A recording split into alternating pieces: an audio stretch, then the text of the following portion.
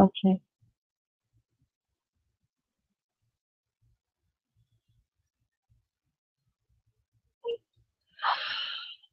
Now, is your father in spirit, honey? Your I didn't father hear you. is your father in spirit? No. Okay, hold on. But he was like my brother. He basically he was a father figure for me.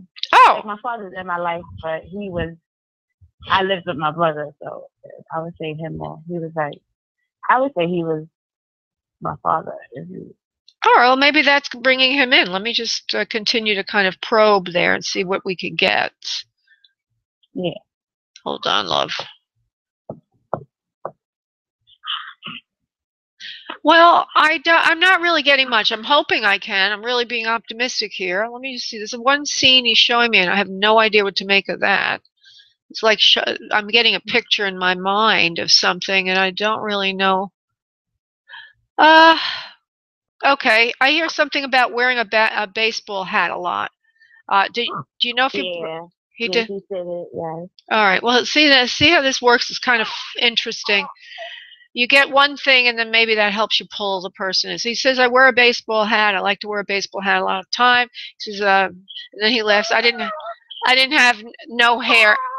Okay, I'm going to have trouble talking to you if you have little babies in the background. As adorable as they sound, I can't concentrate. Is there any way that you can quiet that down, love? Yes. Okay, sweetie. Okay, so, there's a problem with his breathing in his lung area and his chest area. He says he didn't have much hair on the top of his head, so he wears a baseball cap. I don't know if you know that or not. He might have shaved his head or something, but he's wearing a baseball cap. And he's making a little bit of joke about the hair and the lack thereof on the top of his head. There's something about him not being... He has some kind of problem, I think, with the law. Do you know that, please, about your beautiful brother? Do you know anything about a problem with the law? Okay, because he's incarcerated at one point. That's the scene he was showing me. And there's like some kind of a rehab going on with that, or something where they're rehabbing him and getting him to come back out into society, into the world. Do you know about that, please? Just yes or no, honey. Getting him back out into the world. Okay, well, he's sitting in a room. Do you know if he was incarcerated, honey? I know, yeah, he was. Okay, because he's in a room, and I see him when he's incarcerated, but there's other people there in the room, as if there's a class or something he's taking there. And I think he might have gotten some education when he was inside of the jail or the prison or whatever the hell he was in. I think he might have gotten some advanced degrees or something like that, or at least a GED for high school. Do you know that? I'm not sure. Okay. There's so much noise in the background, my dear. I'm going to have to let you go. Okay. I could go to a quieter room. What was that, honey? I said I could go to a quieter room. That was the dishwasher. Yeah, I can't work with you if you're doing anything other than listening, because it's too distracting. I'm listening. All right. Well, just you're going to have to be still, and you're going to have to listen. Otherwise, you can call back a different time when you don't have so much going on. Okay. So he shows me himself incarcerated. He's in a class, and he says something about getting like a GED or something, or some kind of education he gets in there, which helped him a lot. So he has a turnaround there. Okay, he's showing me there's some kind of turnaround to come back and be very constructive in his life, and make a better life for himself. I think that was a turning point for him. Do you know that, please, Travona? Do you know? Yes. Okay, it was a turning point for him. He also seems to have gotten very religious then, or more spiritual at that time, learning how to turn things up to a higher power that could help him.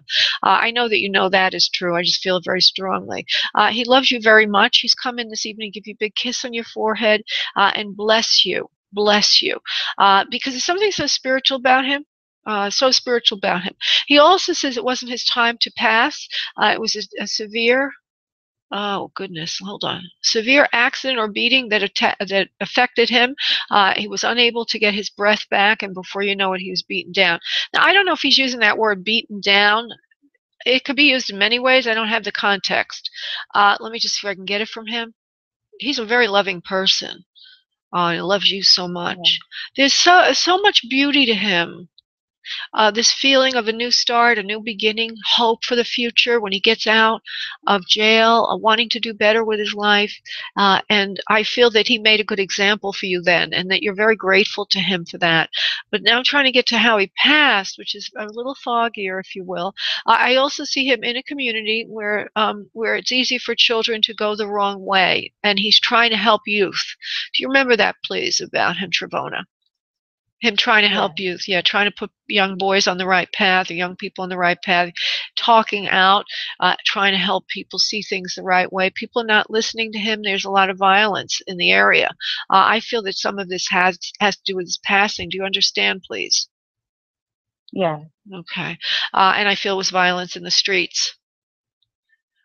He says he forgives the person that did this to him. It was not his time to go. He was wrong place, wrong time. He thanks you so much for asking him to come in. He says, I forgive everyone, and I want you to do the same, Travona. You're a beautiful soul. I give you my love, and I give you my heart. I give you my hand. He says, do the right thing for yourself now. He says something about getting married, if you can. I have no idea why he would say that. I know you have children. You may not be married. Does that make any sense if he says it to you, love? No. Okay. Are you married now, love? No. Okay. Well, he says get married if you can. Okay. So just accept the message. If it doesn't make any sense to you right now, maybe it will later on. But the main thing is big hug, big kiss. He lives on. He's doing similar work in the spirit world. He tries to come down and help youth stay on the right path. And that is his life's work. He says to you, Travona, everything happens for a reason. He says, don't sweat the small stuff. Know that all the trials and tribulations you've been through recently will get better. Your bills will be paid. Wow. You will have somebody to help you with your life. You won't be alone forever. And you won't be always having to take care of everything yourself. I love you, my dear sister. I love you. Oh, my gosh. Yeah. All right. Wow. Yeah. All right, Thank huh? you. You're welcome, love. God bless, sweetheart. You have a beautiful evening. God bless. And I'm so sorry. I'm so sorry for your loss. God bless. Bye-bye. Thank you.